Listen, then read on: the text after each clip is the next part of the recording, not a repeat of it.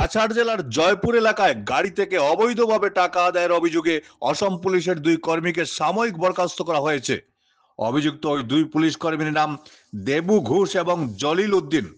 জয়পুর এলাকায় চলাকালীন বিভিন্ন পণ্যবাহী এবং যাত্রীবাহী গাড়ি থেকে 2000 থেকে 5000 টাকা করে সালামি দাবি করা হতো।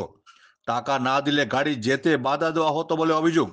সম্প্রতি এক স্থানীয় ড্রাইভার সুপারি বোঝাই গাড়ি নিয়ে যাওয়ার সময় একইভাবে বাধার সম্মুখীন হন। সন্দেহজনক পরিস্থিতির মুখোমুখি হয়ে তিনি গোপনে ঘটনাটির ভিডিও ধারণ করে সোশ্যাল মিডিয়ায় প্রকাশ করেন। ভিডিওটি ভাইরাল হওয়ার পর বিষয়টি চাঞ্চল্যের সৃষ্টি করে।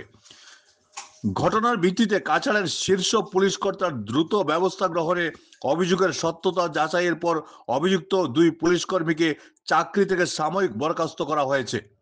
এই ঘটনা সামনে আসার পর সাধারণ মানুষ প্রশ্ন তুলেছেন, নিরাপত্তা রক্ষাকারী বাহিনীর সদস্যরা যদি এমন কাজ করেন তবে আইন শৃঙ্খলার ওপর আস্থা কোথায় দাঁড়াবে?